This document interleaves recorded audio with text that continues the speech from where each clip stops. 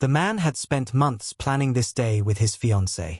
From the first moment they stood together outside the historic hall by the lake, they had known it was the perfect place. Its tall arched windows caught the golden light of sunset, the wooden floors polished with years of stories, the gardens blooming with roses that dipped toward the water. It was more than a building, it was a dream made real.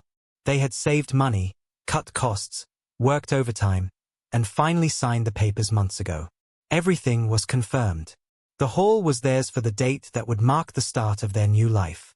For weeks, their evenings were filled with excitement, sitting together at the kitchen table with notebooks and calendars, planning flowers, music, food, and every little detail that would make the day unforgettable. His fiancée's smile grew brighter with each passing week, and he held her hand across the table, promising her that nothing would ruin their special day. But sometimes promises are tested in ways no one expects. 1 week before the wedding, they drove together to the hall to confirm the arrangements. The sky was clear, the lake sparkling as they approached, laughter on their lips as they spoke of how beautiful everything would look once decorated. But as soon as they pulled into the driveway, their laughter faded. The parking lot was full of cars. Trucks stood outside unloading crates of flowers, lights, and decorations. Through the tall windows of the hall, they saw movement. People hanging drapes, arranging tables, spreading rich fabrics across the floor. Confused, the man parked the car and stepped out with his fiancée. They walked quickly toward the entrance, their hearts pounding with unease. Something was wrong. They had booked the hall, paid for it, signed the contract. Why was it filled with strangers? Inside, the sight stunned them. The grand hall was being transformed, but not for them. White silk curtains hung from the rafters, crystal chandeliers sparkled with fresh bulbs, and long rows of golden chairs stretched across the room. Dozens of workers moved with practiced speed, following the sharp commands of a single woman standing at the center. She was tall, dressed in expensive clothes that screamed wealth, her hair styled perfectly, her jewelry glittering even in the daylight. She waved her hand dismissively at the workers, ordering them to move faster, shouting when a chair wasn't aligned properly. Her presence filled the room with arrogance. The man stepped forward, confusion heavy in his voice. "Excuse me, what is going on here? We booked this hall. Our wedding is next week." The woman turned slowly, her eyes scanning him and his fiancée as if they were strangers trespassing in her world. A smirk curled on her lips. "This hall? No, dear. You must be mistaken. This venue is for my daughter's wedding." The fiancée's face paled, her voice trembling. "That can't be true. We reserved this place months ago.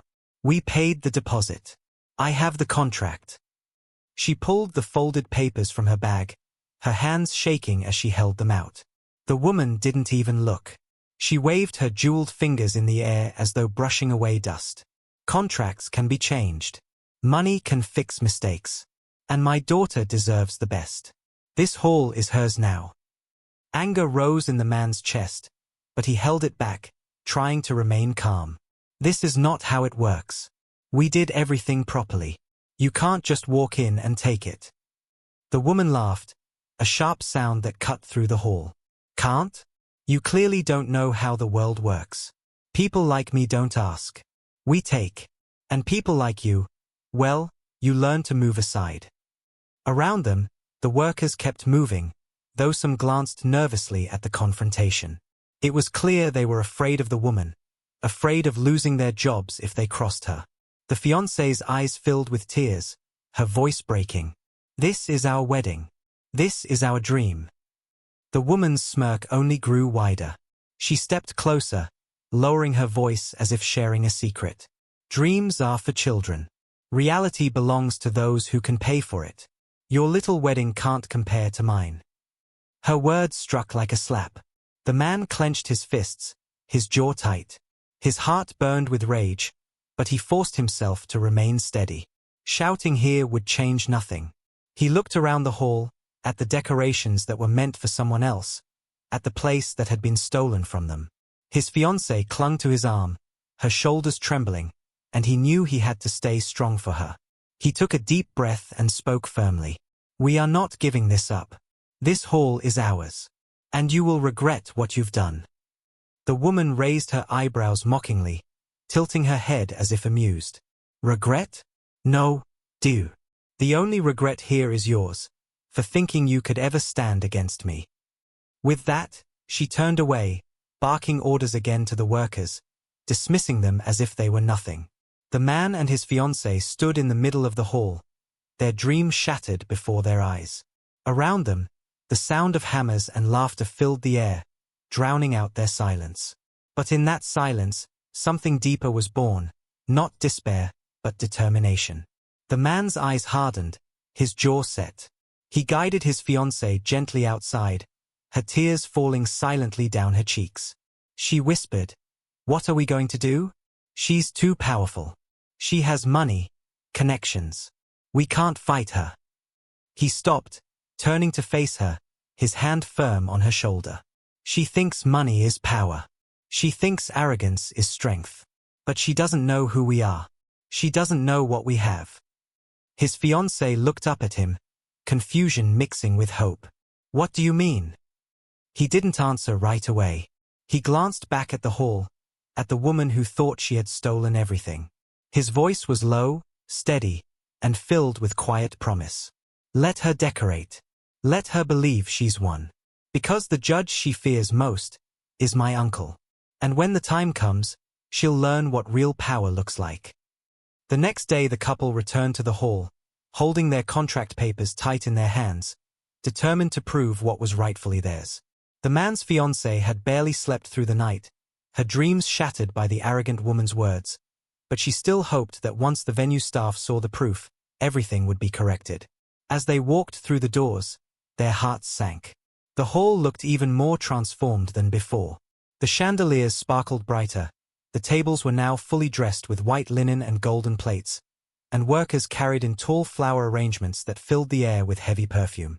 At the center again stood the same woman, wearing a designer coat, her heels clicking on the floor like she owned the place. She was speaking loudly into her phone, bragging about how her daughter's wedding would be the event of the year, that no one in the town had ever seen anything so grand. When she noticed the couple standing at the door, she gave a slow smirk and ended her call, walking toward them with the confidence of someone untouchable. "Back again," she said in a mocking tone. "I thought I made myself clear yesterday." The man held out the contract, his voice firm. "This is ours. Signed and paid months ago. You have no right to take it." She snatched the paper, glanced at it for barely a second, and then let it fall to the floor, her smile curling wider. "Paper is only worth what power stands behind it. And you? You have none." His fiancée bent down quickly, picking the contract off the ground, her hands trembling as she held it close to her chest. The woman tilted her head, her voice dripping with mock sympathy. "Poor thing. Did you really think your little wedding mattered? My daughter deserves this hall. Everyone knows her name, her friends, her status. And you too? Nobody's. You should be grateful I even allow you to stand here." The fiancée's eyes welled with tears, her cheeks flushed with shame. The man's jaw tightened, anger boiling inside him, but he remained calm, his silence louder than shouting. The woman stepped closer, lowering her voice so only they could hear. "Let me give you advice. Walk away. Find a cheap restaurant, a backyard, a barn, something more suitable for your kind. Because no matter what papers you wave in my face, this hall belongs to us now." She turned sharply and clapped her hands, signaling the workers to continue. "Hurry up. My daughter's big day is coming, and it must be perfect." The workers obeyed without question, though a few avoided looking at the couple, guilt flickering in their eyes. But none dared speak against the woman. The man's fiancée tried one last time, her voice trembling but desperate.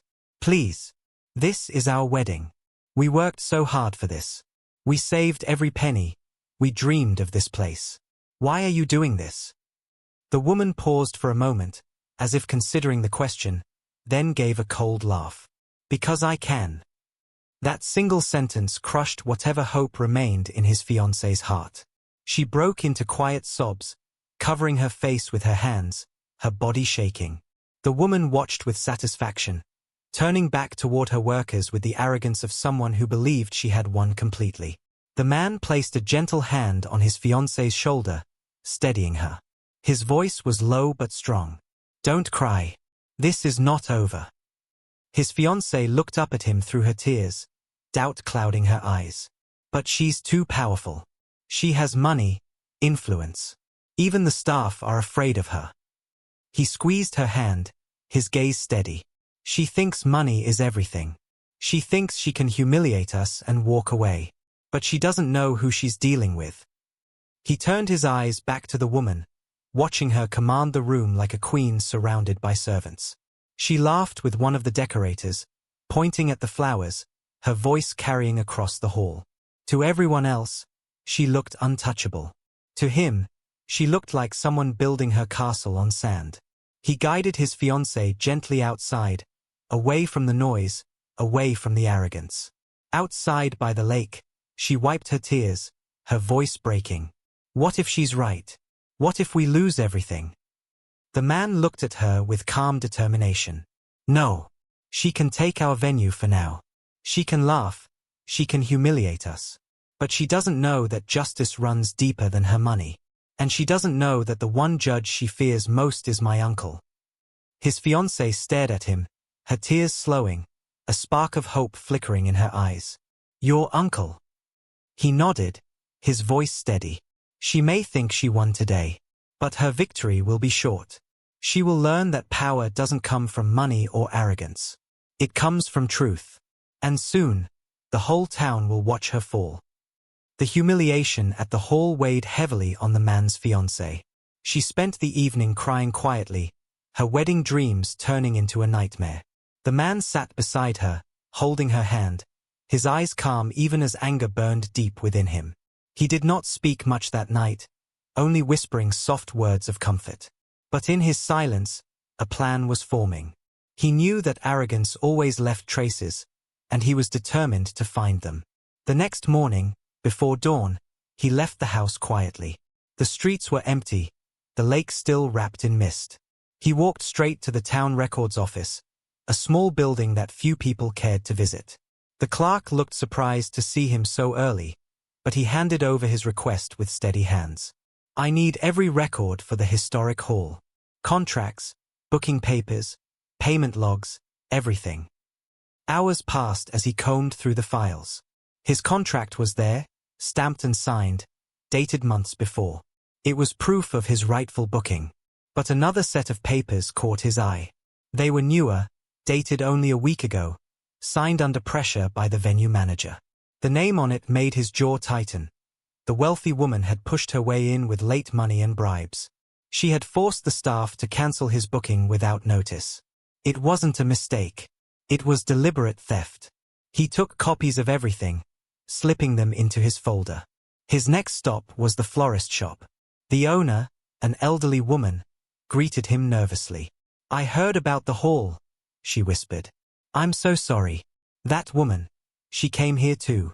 Ordered flowers worth more than I sell in a year. When I mentioned your wedding order, she laughed. Said she'd pay double and I should forget about you."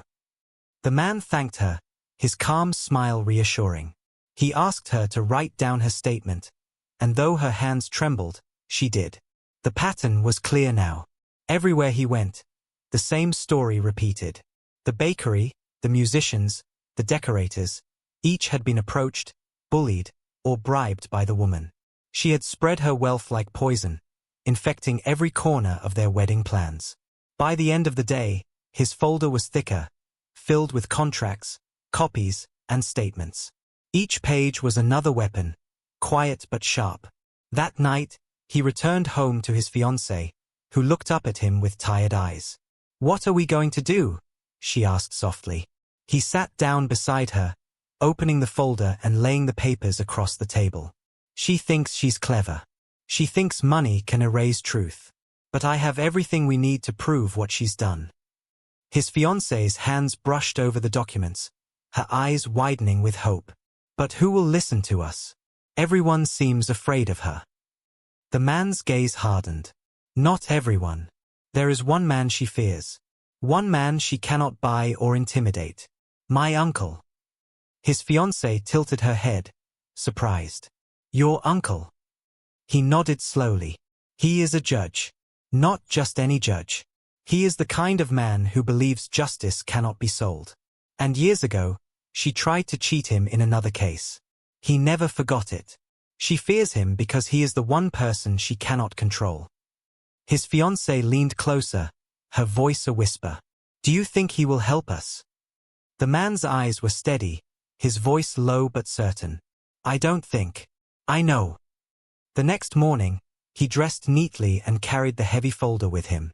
The courthouse stood tall in the center of town, its stone walls casting long shadows. He walked through the doors with calm steps, past the guards, past the clerks, until he reached the office at the end of the hall. Inside, his uncle sat at a wooden desk, glasses resting on his nose as he read through a thick file. When the man entered, the judge looked up, his stern face softening into a faint smile. It has been a while, he said quietly. The man set the folder on the desk, sliding it forward. I need your help. Not for me, for justice. His uncle opened the folder, scanning the contracts, the statements, the evidence of bribes and threats. His expression darkened with each page. Finally, he closed the folder and looked up, his eyes sharp with resolve. This woman believes she is above the law, he said firmly. But she is about to learn the truth. The man felt a weight lift from his chest. His uncle's words were not empty promises. They were the beginning of her downfall. For the first time in days, he allowed himself a small smile. Outside, the wealthy woman was laughing somewhere, decorating her stolen hall, boasting about her daughter's grand wedding. She believed she had one. But in that quiet office, the first stone of her empire had already begun to crack. The woman believed she had already won. 4 days she boasted to her friends, telling them how easily she had taken the hall from a nobody couple, bragging that no one in the town could ever stand against her money or influence. Her daughter smiled proudly, convinced her wedding would be the grandest event of the year. Workers still rushed about in the hall, hanging decorations and arranging flowers as she barked orders like a queen commanding her court. But arrogance is blind, and arrogance often forgets that the world is not built only on money. One evening, as she reviewed the golden invitations for her daughter's wedding, she received an envelope. It was not from a florist or decorator. It was official, stamped with the seal of the courthouse. Her fingers froze for a moment before she tore it open. Her eyes scanned the words quickly, and her smirk began to fade. It was a notice of a legal challenge. The couple she thought she had humiliated had filed a case against her. She scoffed at first, tossing the letter onto the table. Foolish people, she muttered. They don't know who they're dealing with. I'll crush them in court just as I crushed their little wedding plans. But later that night, curiosity got the better of her. She called one of her contacts inside the courthouse, a man who had always whispered information in exchange for money. Find out who is handling this case, she demanded, her voice sharp. The man hesitated on the other end of the line, then spoke carefully. It's Judge Harrison. For a moment, silence filled the room. The color drained from her face. Her hand tightened around the phone until her knuckles went white. Judge Harrison. The name rang like a thunderclap in her mind. She had crossed paths with him years ago, during another case. Back then, she had tried her usual tricks, bribes, intimidation, and lies, but none of them had worked. Judge Harrison was the one man she had failed to sway. Worse, he had called her arrogance out in front of the whole courtroom, his voice sharp and unflinching, his verdict a blow to her pride. Since then, she had avoided his court like plague. And now he was back, sitting in judgment over her once again. She slammed the phone down, pacing the room. Fear gnawed at her chest, though she tried to push it away. She told herself she had more money now, more connections, more power than before. But deep down, she knew none of that mattered to him. He was known for one thing, fairness. And fairness was her greatest enemy. The next morning, she stormed into the hall, her anger spilling over. Workers froze as she shouted at them for small mistakes, her voice louder than usual, her eyes darting nervously. Her daughter noticed and asked softly, "Mother, what's wrong?"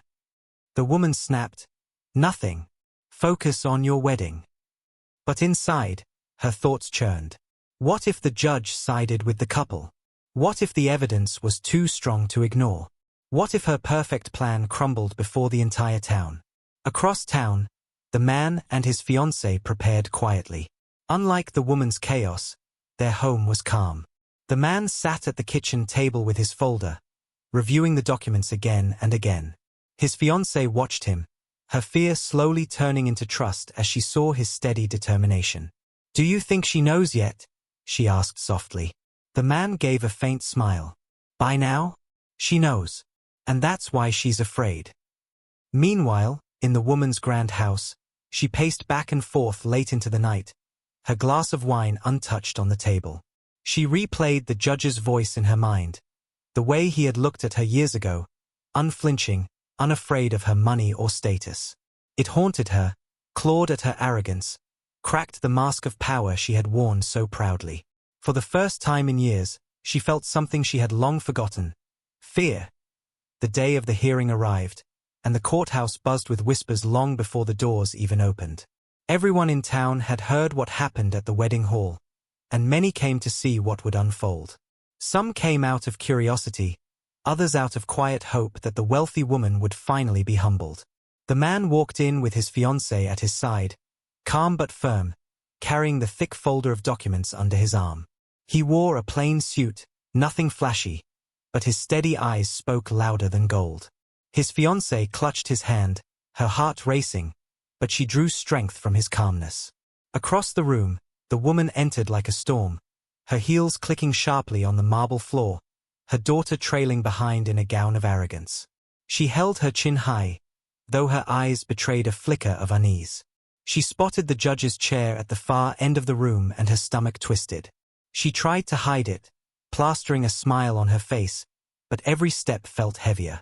Judge Harrison entered, his presence commanding the room into silence. His stern eyes scanned the people before him. He remembered the woman at once, and the faint twitch of his brow told her he had not forgotten their past encounter. The gavel struck.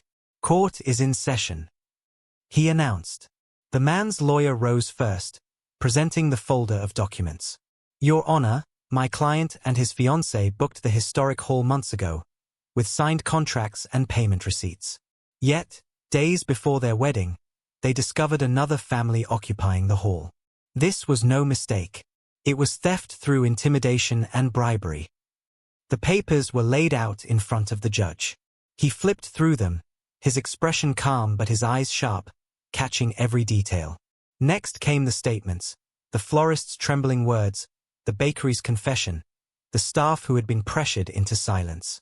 Each testimony was read aloud, each one another nail driven into the coffin of the woman's arrogance.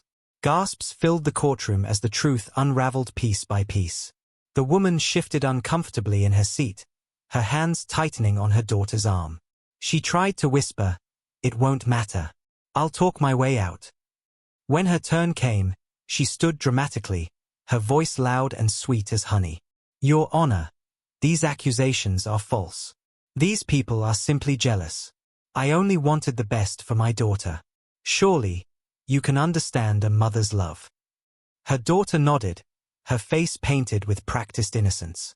But Judge Harrison's face remained unmoved, his gaze cutting through her words like glass. "A mother's love," he said slowly, "does not excuse fraud, bribery, or intimidation." Panic flickered in her eyes. She quickly shifted tactics, her voice trembling as she tried to summon tears. I never meant harm. It was a misunderstanding. If there were mistakes, I can pay damages. Double, even triple the amount." Judge Harrison's hand came down hard on the bench, silencing her. "Do not insult this court. Justice is not for sale." The room fell silent, every ear tuned to his voice, every eye watching the woman shrink under his stare. The man remained still, his fiancée holding his hand tightly, their hearts pounding as justice stood only moments away. The judge leaned forward, his voice cold but steady. "You thought your money could erase contracts. You thought your arrogance could destroy the dreams of others. You were wrong. This hall was never yours. You stole it through lies, and now you will answer for it." The gavel struck again, echoing like thunder. The venue is hereby restored to the rightful couple. All bookings and plans made by the defendant are null and void. Furthermore, fines will be issued for fraud, and compensation paid to the plaintiffs. The woman's face crumbled, her painted mask shattering in front of everyone. Her daughter gasped in disbelief, clutching her mother's arm, whispering desperately, "What about my wedding?" But the judge's voice cut through the room again. "Your wedding was built on stolen ground, and stolen ground cannot stand." Murmurs filled the courthouse, some gasping, some smiling, others whispering with satisfaction that justice had finally spoken. The man and his fiancée exchanged a look of relief, their eyes glistening with the weight of victory. For the first time in weeks, they could breathe freely. The woman slumped in her chair, humiliated, her empire of arrogance collapsing before the eyes of the town. She had walked into the courtroom with pride, but she left with disgrace clinging to her like a shadow. Outside the courthouse, people gathered, whispering and nodding toward the man. He did not boast, did not raise his voice. He only placed his arm around his fiancée and whispered, "It's over. Our day is ours again." She smiled through tears, holding him tightly. The storm had passed, and in its wake stood not just love, but justice. The day of the wedding finally arrived, not under clouds of fear or humiliation but under the golden glow of justice. The historic hall by the lake stood ready, its doors wide open, filled with flowers and laughter. The man stood tall in his suit, his fiancée radiant in her gown, their eyes meeting with quiet joy as they walked hand in hand through the hall they had fought to keep. Guests filled the seats, smiling, whispering about how love had triumphed over arrogance. For weeks the town had buzzed with the story of what happened in court, and now everyone came not just to celebrate the wedding but to witness the victory of truth over greed. The hall sparkled with lights, the music floated in the air, and the water outside the tall windows shimmered like glass. Every detail they had dreamed of was finally real. The man's uncle, Judge Harrison, sat quietly among the guests, his expression calm but proud. He had no need to speak. His presence alone was a reminder of the justice that had restored this day. As the vows were exchanged, the bride's voice trembled with emotion, and the groom's words carried the strength of every promise he had kept. When they kissed, the hall erupted with cheers, a sound so loud and full it seemed to shake the very walls. But not far away, in the shadows of her own home, the woman sat in silence. Her daughter's grand wedding had collapsed into nothing. The guests who once bowed to her power now avoided her name. Whispers spread in the streets, in shops, in cafes, how the woman had tried to steal, how she had been humiliated in court, how the judge she feared had crushed her arrogance. Her daughter wept behind closed doors, her dreams turned to ashes, while she stared at the walls, her pride shattered. The town that once envied her wealth now laughed behind her back, shaking their heads at how foolish she had been to think money could buy everything. The humiliation was worse than any fine. It was worse than losing the hall. It was the weight of disgrace that clung to her everywhere she went. She could not walk through the market without hearing whispers. She could not meet the eyes of her neighbors without seeing judgment. Her arrogance had built her empire, and her empire had fallen in front of everyone. Back at the hall, the man and his new bride danced beneath the chandeliers, their faces glowing with happiness. Their friends and family joined in, the sound of joy echoing across the lake. For them, the day was not only about marriage, it was about victory, about standing against injustice, about proving that even the most powerful can fall when truth stands firm. As the night went on, the man stepped outside with his bride, the cool breeze brushing against their faces as they looked out over the lake. She leaned her head on his shoulder, whispering softly, "We did it." He smiled, his arm wrapping around her. "No," he said quietly, "we didn't just do it. We showed her, and everyone like her, that dreams can't be stolen. Not by money. Not by arrogance. Not by anyone." Inside, the music swelled, laughter filled the air, and the hall that was once nearly lost became a symbol of their resilience. The woman, miles away, sat alone in her grand house that now felt like a prison. Her wealth could not silence the whispers, Her pride could not erase the shame, and her arrogance could not change the truth. She had tried to destroy a dream, but in the end, it was her own pride that was destroyed. The final revenge was not loud. It was not violent. It was simple and devastating. Her humiliation became the town's story, her downfall became her daughter's shame, and the couple she tried to crush stood together, stronger than ever, celebrating their love in the very hall she had tried to steal. The man looked at his bride once more, his voice steady and full of peace. "This is our victory, our love, our forever." And as they walked back inside, surrounded by the cheers of those who believed in them, the truth stood clear. Arrogance may roar, but justice always whispers louder.